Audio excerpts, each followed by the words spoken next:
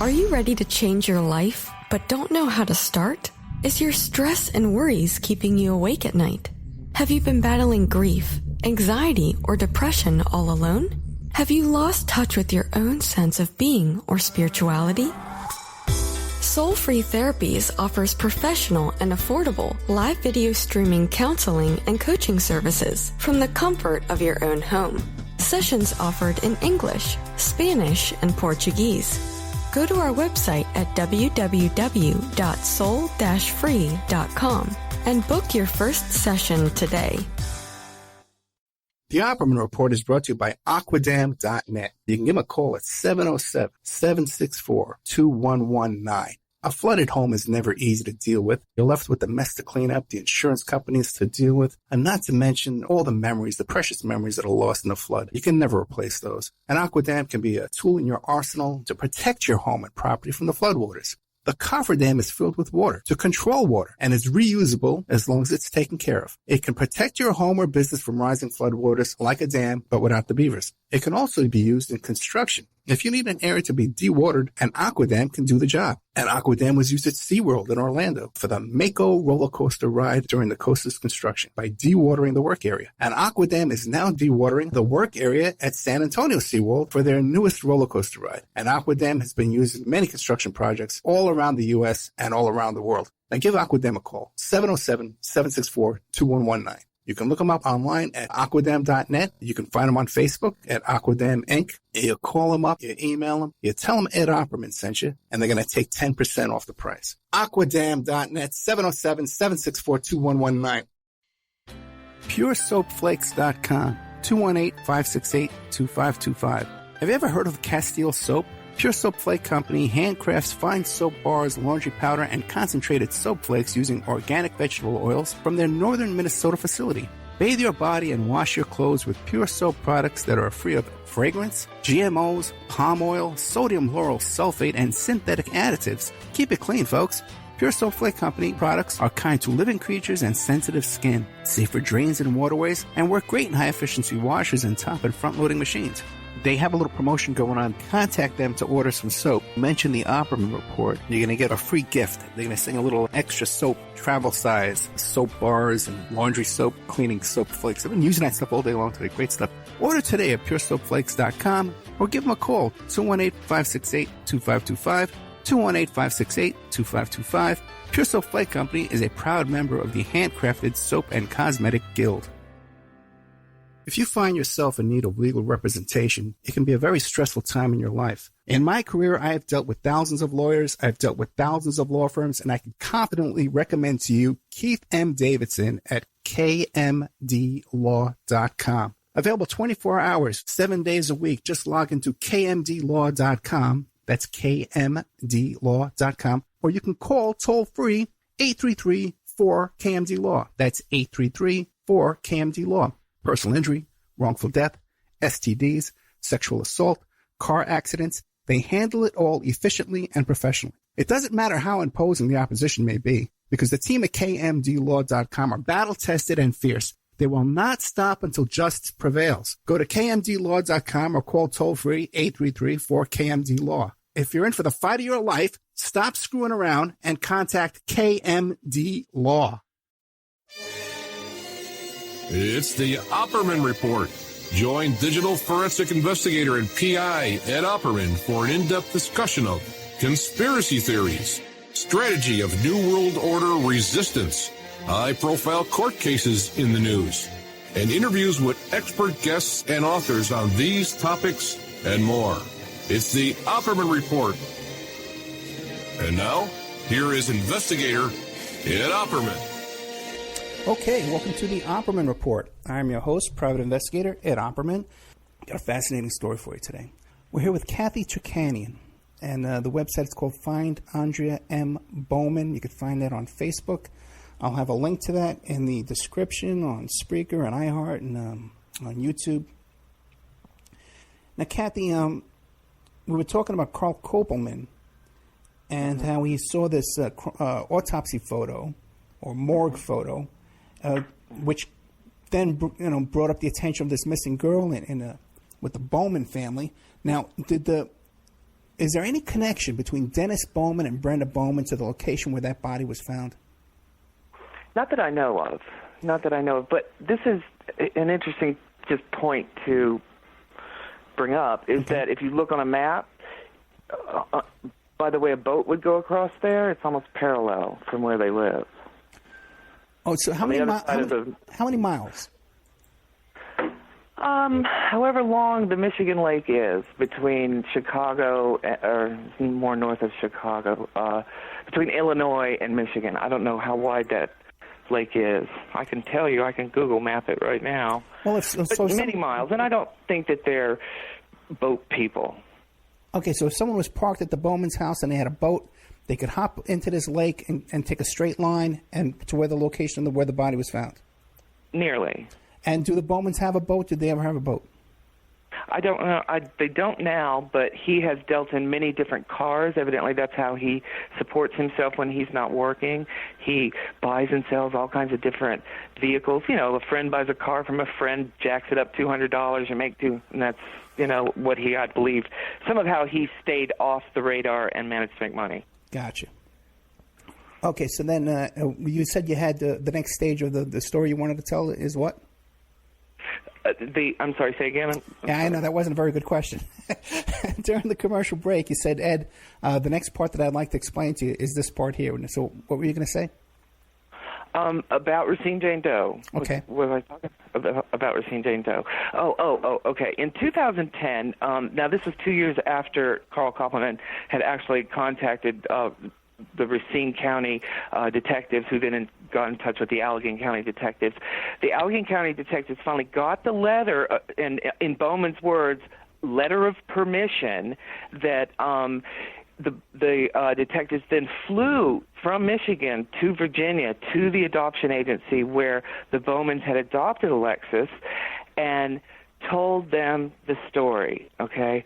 Told them that they believed, the detective that knew Dennis Bowman told the woman who I talked to that he believed that Dennis was probably responsible given his past and what they uncovered Bowman had said, that this girl who had been found in Racine, Wisconsin, could be Alexis, and Dennis possibly was, and this is all somewhat in confidence with her. I mean, he's got to convince this woman to open that file and get out that piece of paper that has my name, number, and address on it, which I had given them years prior, and send me a letter for DNA. He was out for DNA. So he was cajoling, he was probably begging, he was whatever it took, because he knew that this was one of the first things out of his mouth was, you were really hard to find.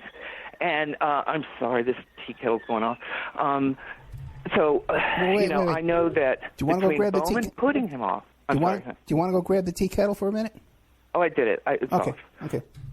Okay. But between Bowman putting him off for that period of time to get the letter, and I'm sure he did research what a closed adoption means, and having to go to this, the woman's last name was Brickhouse, okay? So that kind of tells you what he had to do to get the information across, to get her to mail a letter to me. I know you shouldn't judge a book by its brick house, but I do, this one, Well, at least it wasn't brick wall, right? She contacted me through a letter, and she told me exactly what I just told you, that she had been contacted by a detective. Well, no, actually what she told me is, get in touch with me. I have really important news. Okay. That's what the letter said. And I thought, I'm going to meet my daughter. It's finally happened. So I got in touch with him on the phone, and, she said, are you alone? And I said, well, no, yes, more or less. And she said it again, and I said, well, you mean like, am I sitting down? And she said, yes. And she went about telling me what I told you about the detectives coming to, Virginia from, she wouldn't tell me where, to let her know that my daughter went missing 20 years prior. She wouldn't tell me my daughter's name, and that likely the adopted father had caused it. She didn't really talk about Racine Jane Doe. She didn't say there was a dead body in Wisconsin that needed IDing. She just said they wanted DNA in case her body was ever found. Flipped me out, to say the least. Yeah, I could imagine. So I gave him DNA and basically laid down and cried for 3 years. And then I got a real clear picture of him because I FOIA'd all his records. And it's horrifying. Well, who's and that? That's Bowman? Bowman you're talking about? I'm sorry? You FOIA'd Bowman's records, you're saying? That's right. That's right. So, but it turned out they did come and take a swab of your DNA, and they matched it to this Racine Jane Doe, and it was not. No, that's not how it happened. Okay. I went to the police department in Gloucester, Massachusetts. That's where I lived. My husband and I were split and living down in Florida half the year and Gloucester half the year. So we're down in Florida when I got the letter. So I went up to Gloucester. I gave them my DNA. They were supposed to send it to the police in Michigan, which I knew nothing about. Instead, they sent it to CODIS. And there it just sort of sat, doing nothing. So when I got in touch with them, they found out what had happened by then, that it didn't go to their lab, that it went to CODIS. And so it was ruled out. It took over 4 years to rule her out because they buried her only having nuclear DNA. So you can't take mitochondrial DNA and match it to nuclear. It has to be the same. Right. So they had to dig her up, get out the mitochondrial. It's really sad. It's a really sad world. Yeah, it's horrific. Now, but they finally were able to try and match, and it turns out that this Racine Jane Doe was not Aundria. That's right. That's right. Okay. And that Racine Jane Doe is still unidentified to this day. That's right. And nobody's trying to advocate for her. Nobody's trying to find out who she is. She's a cold case, possibly between the age of 19, 24, and nobody has to do anything for her. And it's just horrifying. Yeah, that is heartbreaking. But they think they know who did this to her. Now that she hasn't been identified as my daughter, they think they know who did this to her, and that guy's in prison. And the reason that they think they know it's him is because the woman that he's in prison for had about the same kind of injury. She was starved to death. She was beat for years and years, those sorts of things. Did you ever try and contact the man in prison and tell him your story? And they won't tell me who he is. Okay. Really? Oh, boy. Yeah, because, I mean, for this case, he's just thought to be. Right. Okay. So now, this is when then it's 4 years later, after 2010, when you find out that, okay, it doesn't match Racine Jane Doe, and this is when you start building a website and trying to contact the Bowmans and all that kind of stuff? Actually, I was maybe starting in 2011. Okay. And I really didn't know what I was doing. You know, I was just kind of, they're doing that, so I'll try to do that, you know? I mean, I hired a private detective once the grief sort of passed a little bit, you know? I mean, you just grieve your children. I don't care if you raise them or not. Yeah. And I learned that lesson. But once that sort of moved past me, through just such wonderful people I've met on Facebook, got a really fantastic PI who, like I said, built that bridge for me to the current detective that will now converse with me. You know what I mean? Like, we're all on the same page. I'm not trying to step on toes. I'm not trying to say you have to believe what I believe. They came to me and told me.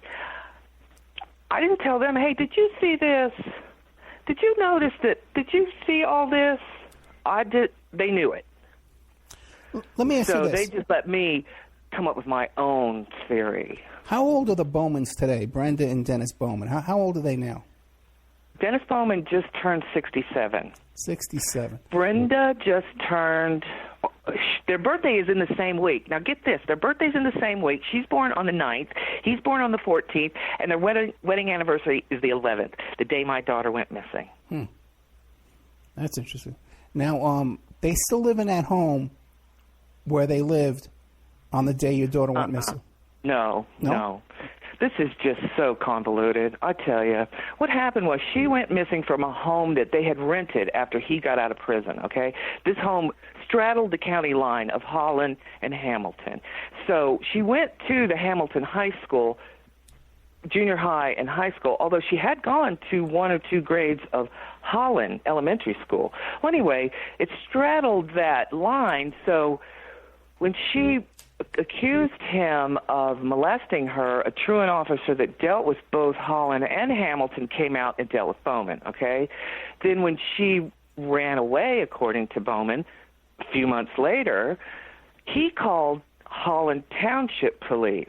He didn't call Hamilton Police, whose truant officer knew that he had been accused of molesting her, okay? So he called Holland Township Police, which is different than Ottawa Police, which is different than the Hamilton Police, and reported her missing. No, runaway and a thief. And somehow it bounced over to Hamilton. Her case got handed over to Hamilton. So originally he reported to a police department that didn't know anything about her, okay? Gotcha. So now the case is listed in the Allegan County Police Department, and I'm not really sure how that happened, as she's a runaway and a thief for 20 years. For 20 years, that's what they had on their books. She had run away, and she had stolen Dennis Bowman's money before she left. Now, what better way could a con set up a 14-year-old, huh? But the thing is, the question I was asking you about is the home that they live in today, because I believe off the air you honey, told... I'm sorry. That's okay. What happened was they moved out 6 months after she vanished, and they disappeared. But in that 6 months, a little girl was abducted along Dennis Bowman's work route and taken from the road he worked off of 17 miles to a park right around the corner from him. But the guy, whoever he was, got spooked and ran off. 6 months later, or just a few months later, they moved from that house that Alexis ran away from, okay? And then in 2006, the house was torn down. Now, I've had all that property searched, all of it. Across the road, under the road, it's all been searched. She's not there. But in the time that he went missing, he bought the property he lives on now, okay? So she accuses him of molesting her November of 1988. Somewhere right before that or right after that, he purchased the land he lives on now, and I think that's where her body is. And it's only about 6 miles from where that house that she was living in when he reported she ran away from used to stand. Okay, very interesting. So he bought this land before he moved into it? That's right. And now get this. We researched that property, and he used that property as his mailing address, but there was no taxable livable structure on that property until 1996. So from 1989 or early 1990, I've got it searched. I don't know where I put it, but I've got it in my research of him. Anyway, he bought that property. Now, when you buy property and you're going to put a house on it, you put a slab, don't you? You dig a hole and you pour a slab. You dig a hole for the septic. You dig a hole for the light pole. Alexis went missing on the coldest winter Michigan had had in decades. He's not out there digging holes. But he knows there's holes being dug on the property that he's bought for a house he will put on there 6 years later. Now, he's not cooperating with the police. He has been offered a polygraph. He said, no, get off my property. Do we know where he was living during that period of time when there was no structure on that property? No.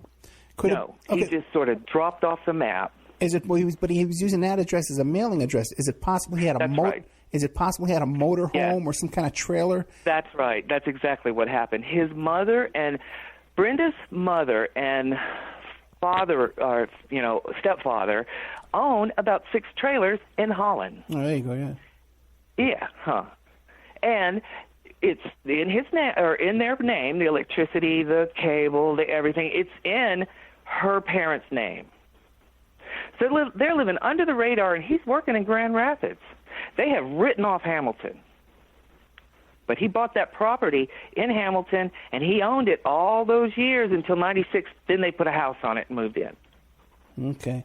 So, and you now, suspect... he won't let us search that property. He won't cooperate with the police. Now, what about the biological daughter? Does she live on that property, too?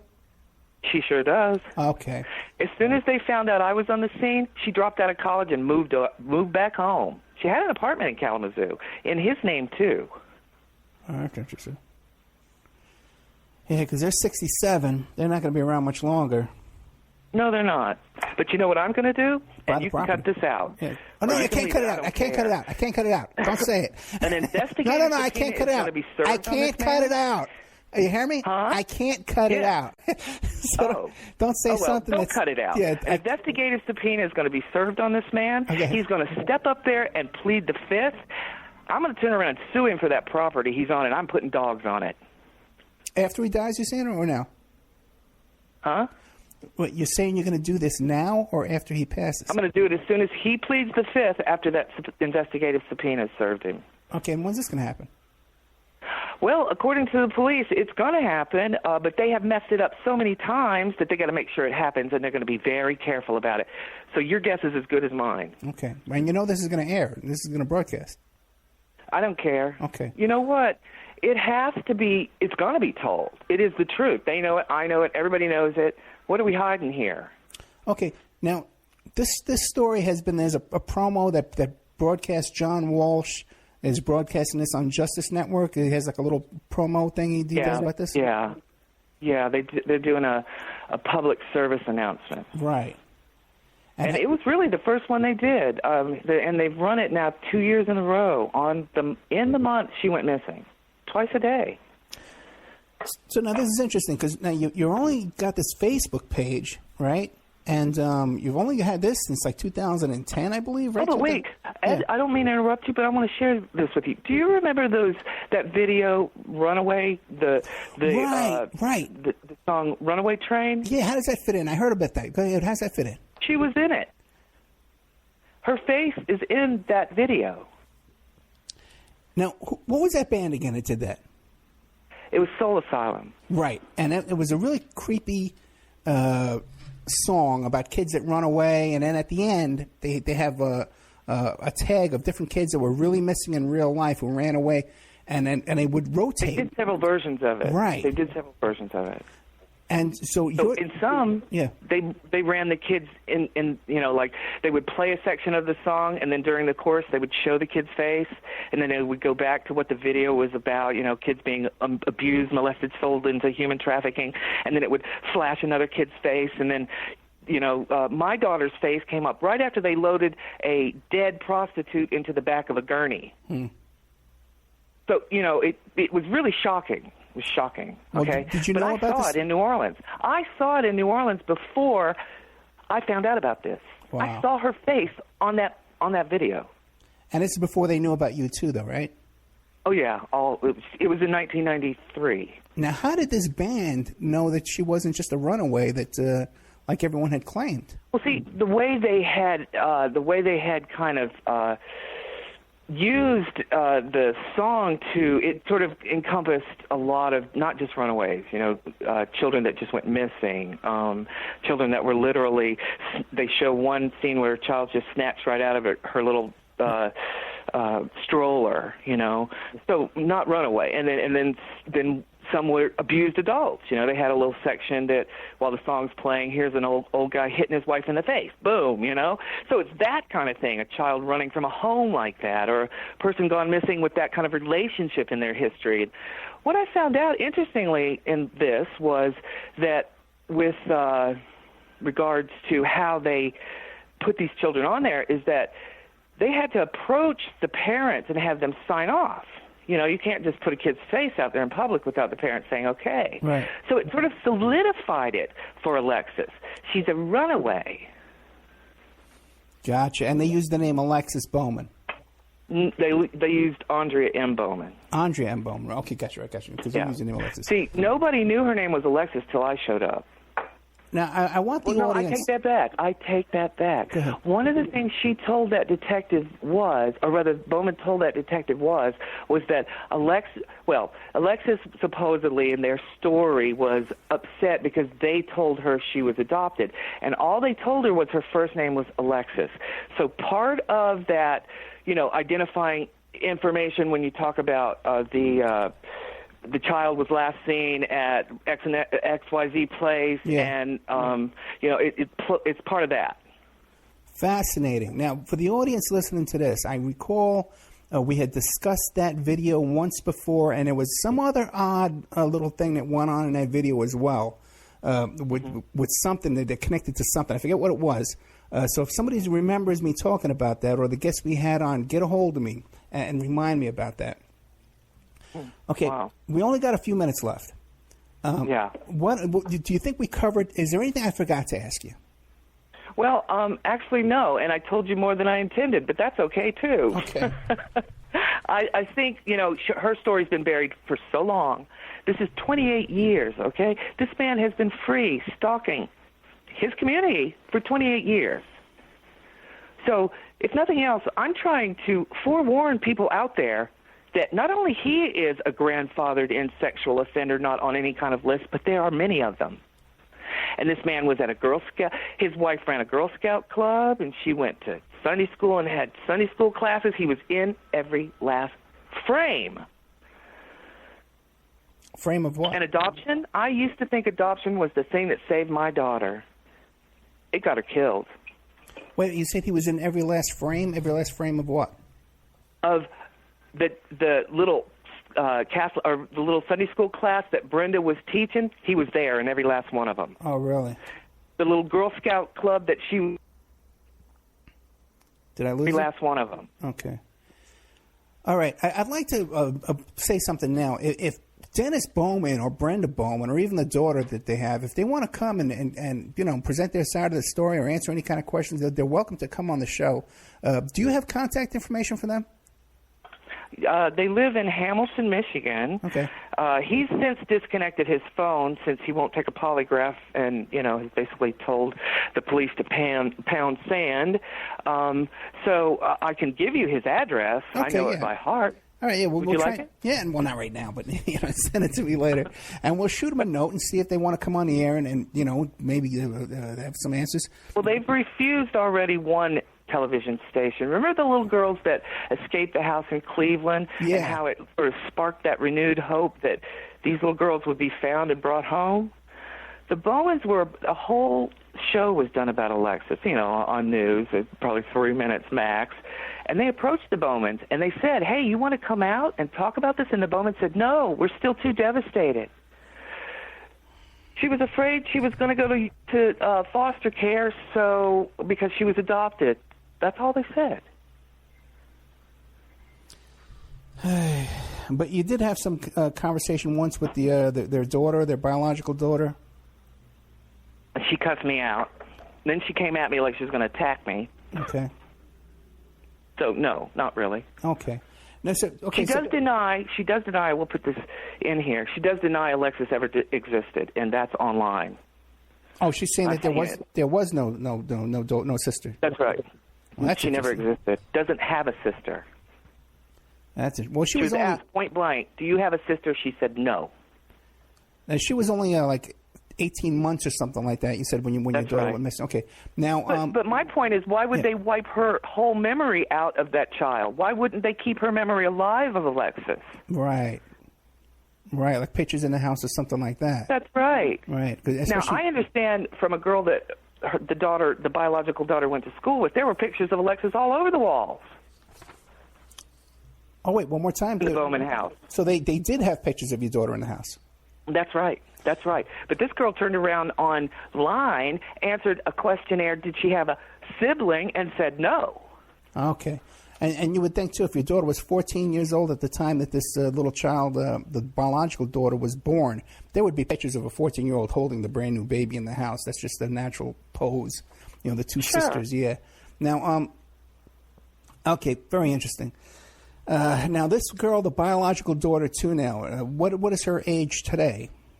She's 30 years old today. 30 years old today. Now, does she have kids, married, or anything like that? Do we know? No, never been married.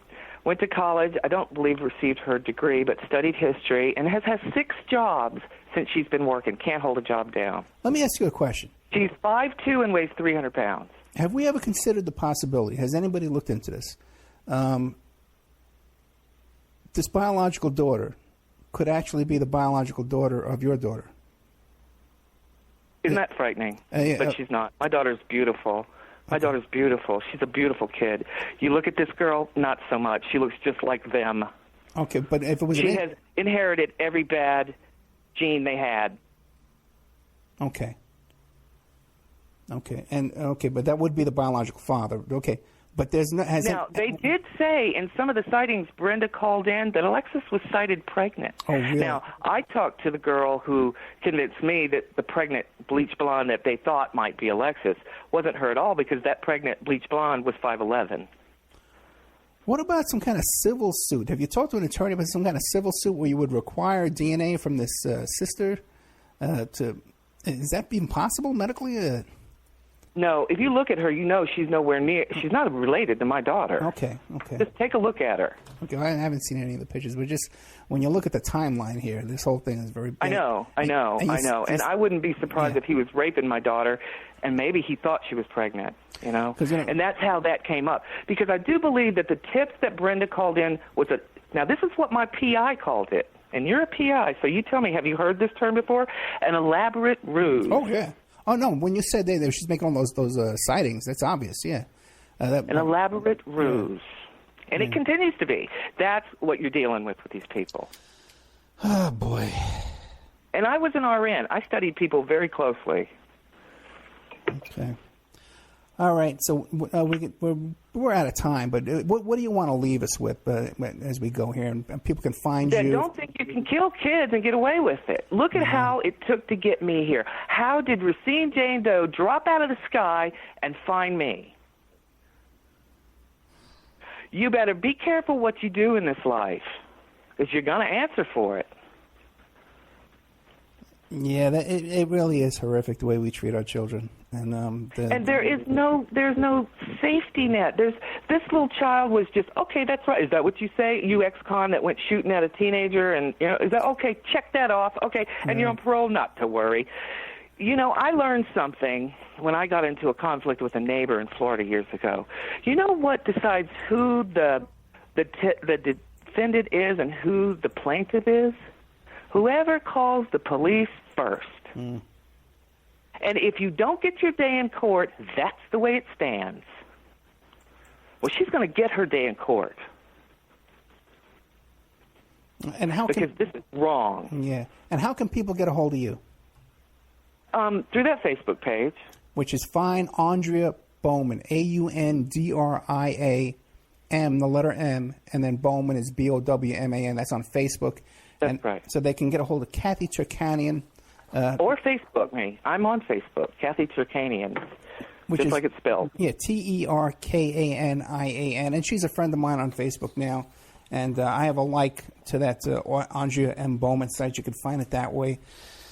Oh, Cathy, thank you, Ed. Listen, thank you so much, Cathy, okay? And I really appreciate this. Listen, and if you want me to talk to this guy, Carl Koppelman, I will. Yeah, I think it would be, this would just be a little side to what he really does. He's actually solved a few missing person cases. Well, see, he solved a Jane Doe case. Jane Doe's and missing persons walk hand in hand. Jane and John Doe's and missing persons walk hand in hand. You solve a Jane or John Doe, you find a missing person. That's that. But you don't solve the crime, but you do those two things. And that's what Carl's doing. And it's just, he's a CPA. Who would have thought, right? Right. And also, too, if the Bowmans, if they want to get a hold of me and come on the air and answer some questions, they're more than welcome to come on. And any listeners who remember what I was talking about, I remember there was something about that video with Runaway Train where it popped up in something else that was on to me. So if you remember that, get a hold of me, please, and remind me of that. Cathy Terkanian, thank you so much. And anything comes up in this case, get a hold of me right away. We'll put you right on the air, okay? Thank you so much. Thank your audience, too. Okay, thank you, audience. On behalf of Cathy, the girl, really, thanks the so Gorilla much. Girl, okay. And now a word from our sponsors. If you find yourself in need of legal representation, it can be a very stressful time in your life. In my career, I have dealt with thousands of lawyers, I've dealt with thousands of law firms, and I can confidently recommend to you Keith M. Davidson at kmdlaw.com. Available 24 hours, 7 days a week. Just log into kmdlaw.com. That's kmdlaw.com. Or you can call toll-free 833-4KMD-LAW. That's 833-4KMD-LAW. Personal injury, wrongful death, STDs, sexual assault, car accidents. They handle it all efficiently and professionally. It doesn't matter how imposing the opposition may be, because the team at kmdlaw.com are battle-tested and fierce. They will not stop until justice prevails. Go to kmdlaw.com or call toll-free 833-4KMD-LAW. If you're in for the fight of your life, stop screwing around and contact KMD Law. Are you ready to change your life, but don't know how to start? Is your stress and worries keeping you awake at night? Have you been battling grief, anxiety, or depression all alone? Have you lost touch with your own sense of being or spirituality? Soul Free Therapies offers professional and affordable live video streaming counseling and coaching services from the comfort of your own home. Sessions offered in English, Spanish, and Portuguese. Go to our website at www.soul-free.com and book your first session today. The Opperman Report is brought to you by Aquadam.net. You can give them a call at 707-764-2119. A flooded home is never easy to deal with. You're left with the mess to clean up, the insurance companies to deal with, and not to mention all the memories, the precious memories that are lost in the flood. You can never replace those. And Aquadam can be a tool in your arsenal to protect your home and property from the floodwaters. The cofferdam is filled with water to control water and is reusable as long as it's taken care of. It can protect your home or business from rising floodwaters like a dam, but without the beavers. It can also be used in construction. If you need an area to be dewatered, an Aquadam can do the job. An Aquadam was used at SeaWorld in Orlando for the Mako roller coaster ride during the coaster's construction by dewatering the work area. An Aquadam is now dewatering the work area at San Antonio SeaWorld for their newest roller coaster ride. An Aquadam has been used in many construction projects all around the U.S. and all around the world. Now give Aquadam a call, 707-764-2119. You can look them up online at aquadam.net. You can find them on Facebook at Aquadam Inc. You call them up, you email them, you tell them Ed Opperman sent you, and they're going to take 10% off the price. Aquadam.net, 707-764-2119. PureSoapFlakes.com, 218-568-2525. Have you ever heard of Castile Soap? Pure Soap Flake Company handcrafts fine soap bars, laundry powder, and concentrated soap flakes using organic vegetable oils from their northern Minnesota facility. Bathe your body and wash your clothes with Pure Soap products that are free of fragrance, GMOs, palm oil, sodium lauryl sulfate, and synthetic additives. Keep it clean, folks. Pure Soap Flake Company products are kind to living creatures and sensitive skin, safe for drains and waterways, and work great in high-efficiency washers and top and front-loading machines. They have a little promotion going on. Contact them to order some soap. Mention the Opperman Report. You're going to get a free gift. They're going to send a little extra soap, travel size, soap bars and laundry soap, cleaning soap flakes. I've been using that stuff all day long today. Great stuff. Order today at puresoapflakes.com or give them a call, 218-568-2525, 218-568-2525. Pure Soap Flake Company is a proud member of the Handcrafted Soap and Cosmetic Guild. It's the Opperman Report. And now, here is investigator Ed Opperman. We are joined by Carl Koppelman, and he's one of the regulars over there on Web Sleuths, and we were just talking to Cathy Terkanian.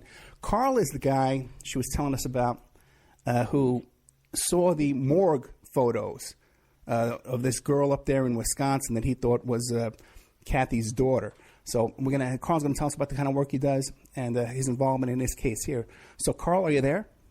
Yes, I'm here. Thank you so much. Tell us about yourself. Who is Carl Koppelman? Well, I'm a CPA, and up until 2009, I was working at Disney. Got laid off from the job at Disney, and my mother, who just passed away last month, but she needed me to be a full-time caretaker. So this was back in 2009, and for the last 8 years or so, I've been a full-time caretaker for my mother, which meant I was around the house quite a bit. And as I was around the house, just online reading news articles and that sort of thing, I became interested in the J.C. Dugard story and consequently came across Web Sleuths. I I've always been interested in kind of true crime and unsolved mysteries and that sort of thing. And as I came across Web Sleuths, I became fascinated with this one forum about the unidentified. It's a forum full of people. There's thousands of people who are members of Web Sleuths who look at unidentified decedent cases and try to see if they can identify these people. And these cases go back decades. Some of them, back to the 1960s, or some of them back to the 1950s even. But there are thousands of cases. They have threads on Web Sleuths to profile these various cases, and I became interested in trying to see if I could solve some of them. Go ahead. Yeah, how would you go about doing that? Just when I started doing this, it was just a matter of looking at missing persons listings and seeing if you could find somebody who would fit the description, or in some cases, if they had postmortem photos, of trying to match up faces and to missing persons listings. That method is not as effective anymore, just because the low-hanging fruit has all been picked. There are a lot of people who do this now these days, and you have to come up with more clever ways of researching these cases. I've done quite a bit of browsing high school yearbooks and various other research methods to try to solve these. But back in 2011, I was just basically going through missing persons listings. Back then, there was a case that I was looking at. They called her Racine Jane Doe. She was a 20-something woman who was found dead in a cornfield, had been tortured. She brutalized very cruelly, and she had burn marks all over her, and signs that she's been tortured. And I was going through the missing persons listings, trying to see if I could find somebody, who was listed as missing, who fit her description and looked like the coroner photo that I had. Well, I came across this case of Aundria Bowman. She was a teenage runaway from 10 years earlier. She was 14 at the time she went missing. So her age was consistent with, 10 years later, this 20-something woman. Her facial characteristics matched almost perfectly. I using my computer and using overlays on my graphics program, I overlaid the two faces, and they appeared to be aligned perfectly. So I was convinced in my mind, okay, this was Aundria Bowman 10 years later. I contacted the Racine County Sheriff's Department. There's a guy by the name of Knaus, I think the sheriff's deputy who was in charge of the case at the time. His name was, I forget his first name, his last name was Knaus. And I, worked with him, and he got in contact with, as you learned from Cathy, Aundria Bowman was from the Holland, Michigan area, or Hamilton, Michigan, which was right straight across the Lake Michigan from Racine County, Wisconsin. So that, appeared to be a consistent part of the case as well. So Knaus got in touch with the detectives in charge of Aundria Bowman's missing persons case, and there was about a year went by.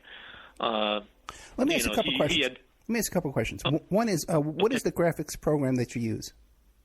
I use Corel Photo Paint. Okay. And I'm also a forensic artist, or not a certified forensic artist, but I do quite a bit of forensic art. And I've gotten a lot of recognition for the work that I do. So, I've been doing that quite a while too. So that's part of what I do. In trying to solve these unidentified decedent cases, I create facial reconstructions of these John Does and Jane Does. Now, when you call up these detectives in charge of these cases, how do you describe yourself? How do you make contact with them? Because they're usually not very welcome to be hearing from, Some of them are, some of them aren't. In the case of Canals, he was very nice guy and very interested in what I had to say. I just call up and say, hey, I'm not with any official agency, but I've been, in my spare time going through these cases, and I have a possible match I think you might want to look at. And he listened to what I had to say and actually kept in contact with me in for about a year it took him, because as it turned, as we now know, they had trouble confirming because Aundria was adopted and they didn't have DNA on her. They had not contacted Cathy at that point. And all they had was, I think, a single fingerprint that they had taken off of a flute. So, and they weren't, 100% sure that fingerprint belonged to Aundria. It could have belonged to someone else, but it was Aundria's flute, and so they assumed that, okay, we have one fingerprint off the flute, and that doesn't match, but it may not be Aundria's fingerprint, and so they were having trouble coming up with a means of making a positive identification or exclusion. So there was about a year wait, and he had told me that they were trying to locate her biological mother, and I waited and eventually I was contacted by Cathy. They had located Cathy, notified her that her biological daughter had gone missing back in 1989, and Cathy became quite alarmed at that and started Googling around and found what I had done online to create this overlay of the Racine Jane Doe to Aundria Bowman. So, she got in contact with me, and there was another girl who had gone to school with Aundria at the time, who was also a member of Web Sleuths, and she had given a little bit of information. So, you had already posted your work online by the time Cathy. Mm-hmm. So then she was able to just start looking around, and she found your work of her daughter. Yeah. Oh man, that's fascinating. Yeah. Yeah, and she found this overlay of this unidentified Jane Doe who had been tortured and murdered, and you could see how close their facial features aligned, and so. Actually, what happened was Cathy had gone on to classmates.com and created an account in Aundria's name. So we were starting to, as on our own time, as we were waiting for this result, I went to Web Sleuths and saw this account in the name Aundria Bowman. I thought, oh wow, Aundria just signed up for Classmates, because normally people don't sign up for that in somebody else's name. So and it was a paid member. It wasn't. Just something the computer had picked up. It was somebody who had paid for an account there. So, I was kind of intrigued by that, and I got this friend of Aundria's from high school to contact through classmates.com to send a private message to the person, and it turned out it was Cathy that had created that account. Yeah, that was good thinking. So, Cathy got a hold of me and said, what's the story on this Racine Jane Doe? And, we, eventually after she had turned in her DNA, it turned out that she wasn't Racine Jane Doe, but we started looking into the whole circumstances behind Aundria's disappearance, and we found all kinds of very interesting information about the family that had adopted her. Yeah, now they actually had to exhume that body, right? Pardon me? The Racine Jane Doe, they had to exhume that body, right? Yeah, well, I think they had DNA on her from the start. I think, yeah, eventually they may have had to exhume her body again for additional testing, but, they've had a DNA profile on her. It was only a 1999 case, so, this was well within the time frame for DNA testing, but yeah, I think I'm not sure why they re-exhumed why they exhumed the body again, but I think because they didn't have mitochondrial DNA, and it's what the DNA that they had from the mother, so they needed to go back and get another DNA type sample. Yeah, fascinating. Yeah, the whole thing. You guys really did a lot of work on it. It's very fascinating stuff. What are some of the other cases you've been working on? Oh, well, there's one case I got quite a bit of notoriety for. I had discovered the identity of a girl who was known as Cathy Doe. She was a 16-year-old girl. We now know she was 16, but for 35 years, this was a 1979 case of a girl who was shot in the forehead and left in a cornfield. And this was up in upstate New York, and the local sheriff there had gone great efforts to try to figure out who this girl was, and spent 35 years, spent his whole rest of his career going on national TV and, putting out publicity on this case to try to figure out who she was. Well, back in 2014, September of 2014, I would just happen to be going through missing persons listings and spotted this new listing of a girl from Florida named Tammy Jo Alexander, and recognized her immediately as Cathy Doe. I called it in, and about 4 months later, they confirmed through DNA testing with Tammy's sister that she was in fact Cathy Doe, and this case was solved. And the morning they announced that, I was, getting all kinds of media calls from the media wanting to interview me, wanting to talk to me about this. So, when that case was solved, my name became a lot more well known than it had been prior. So, there are several cases that I have been able to resolve. That one being the most well known. Do you have a lot of parents of these missing kids contact you and said, "Hey, Carl, we need your help on this. We need your help on that"? Oh, I get contacted in addition to the facial reconstructions of unidentified decedent cases, I also do age progressions. Right. I'll take a photo of somebody who's been missing since, say, the 1970s or whatever, and take their photo and try to present what they looked like 30, 40, 50 years later. And so I've been getting a lot of people contact me, families of missing persons who've been missing for decades, and they want me to create an image of what the person might look like today. So I've been doing quite a few of those, and and I get contacted from families of missing persons for other purposes as well, just to try to put out publicity, because I'm fairly well known now and have a pretty big following on Facebook. I have about 1,500 Facebook friends. So if people want to follow I get contacted. If people want to follow you on Facebook, it's Carl with a C, C-A-R-L, then Koppelman with a K, K-O-P-P-L-E-M-A-N. Yes, that's correct. Now, but you've never been called to testify in court? No, I have not. I mean, not on this topic. Okay. And have you found that most of these missing people and stuff like that, it's a lot more girls than boys, right? Oh, I'm not so sure. It's just maybe the girls get a more attention because of the nature, because the way people react more sympathetically to girls than boys. I don't know, but there are plenty of cases of boys, unidentified boys, as there are unidentified girls. There's people of all demographics. Is there anything you're working on right now you need to publicize? You want to get out there?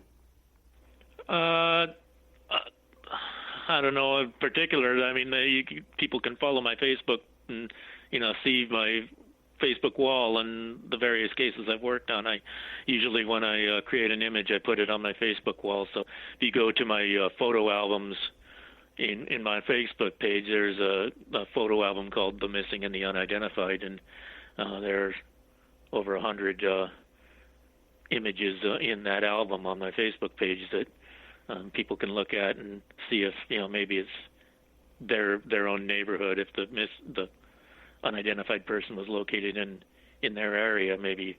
So, Carl, we're out of time though. But what do you want to leave us with, and how can people find you on your Facebook page there? Well, I'm my Facebook page is in my name, Carl Koppelman. There's only one person I know of in the whole country by that name, so there should be no trouble finding my Facebook page.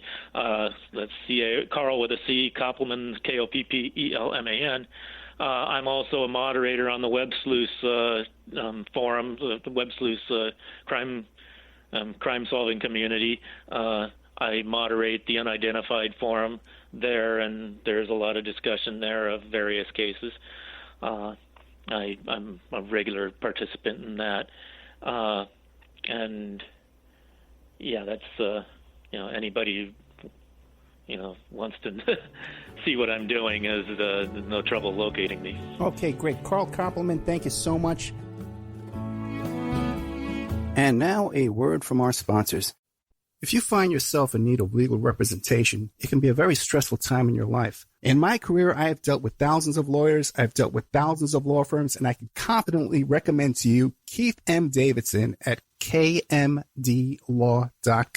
Available 24 hours, 7 days a week. Just log into kmdlaw.com. That's kmdlaw.com. Or you can call toll-free 833-4KMD-LAW. That's 833-4KMD-LAW.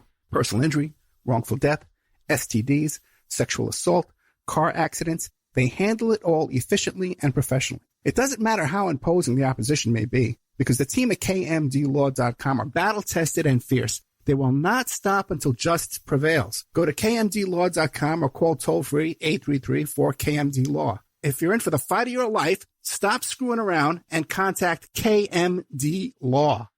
Have you ever thought about opening your own mobile cart or kiosk business? Maybe the facility you manage could establish new revenue by adding coffee, food, or retail services. Cart King International can be the answer to your needs. Cart King is a North American designer and manufacturer of the finest mobile coffee, food, and retail carts and kiosks. Cart King has been working with clients and corporations across North America for 20 years, providing innovative designs, custom manufacturing, and timely delivery. Carts and kiosks are fun, and so are the dozens of designs on our website. Please visit us today at www.cart-king.com or just call us at 1-877-986-7771 and get your sales rolling. PureSoapFlakes.com, 218-568-2525. Have you ever heard of Castile Soap? Pure Soap Flake Company handcrafts fine soap bars, laundry powder, and concentrated soap flakes using organic vegetable oils from their northern Minnesota facility. Bathe your body and wash your clothes with Pure Soap products that are free of fragrance, GMOs, palm oil, sodium lauryl sulfate, and synthetic additives. Keep it clean, folks. Pure Soap Flake Company products are kind to living creatures and sensitive skin, safe for drains and waterways, and work great in high-efficiency washers and top and front-loading machines. They have a little promotion going on. Contact them to order some soap. Mention the Opperman Report. You're going to get a free gift. They're going to send a little extra soap, travel size, soap bars and laundry soap, cleaning soap flakes. I've been using that stuff all day long today. Great stuff. Order today at puresoapflakes.com or give them a call, 218-568-2525, 218-568-2525. Pure Soap Flake Company is a proud member of the Handcrafted Soap and Cosmetic Guild. Are you ready to change your life, but don't know how to start? Is your stress and worries keeping you awake at night? Have you been battling grief, anxiety, or depression all alone? Have you lost touch with your own sense of being or spirituality? Soul Free Therapies offers professional and affordable live video streaming counseling and coaching services from the comfort of your own home. Sessions offered in English, Spanish, and Portuguese. Go to our website at www.soul-free.com and book your first session today. The Opperman Report is brought to you by Aquadam.net. You can give them a call at 707-764-2119. A flooded home is never easy to deal with. You're left with the mess to clean up, the insurance companies to deal with, and not to mention all the memories, the precious memories that are lost in the flood. You can never replace those. And Aquadam can be a tool in your arsenal to protect your home and property from the floodwaters. The cofferdam is filled with water to control water and is reusable as long as it's taken care of. It can protect your home or business from rising floodwaters like a dam, but without the beavers. It can also be used in construction. If you need an area to be dewatered, an Aquadam can do the job. An Aquadam was used at SeaWorld in Orlando for the Mako roller coaster ride during the coaster's construction by dewatering the work area. An Aquadam is now dewatering the work area at San Antonio SeaWorld for their newest roller coaster ride. An Aquadam has been used in many construction projects all around the U.S. and all around the world. Now give Aquadam a call, 707-764-2119. You can look them up online at aquadam.net. You can find them on Facebook at Aquadam Inc. You call them up, you email them, you tell them Ed Opperman sent you, and they're going to take 10% off the price. Aquadam.net, 707-764-2119.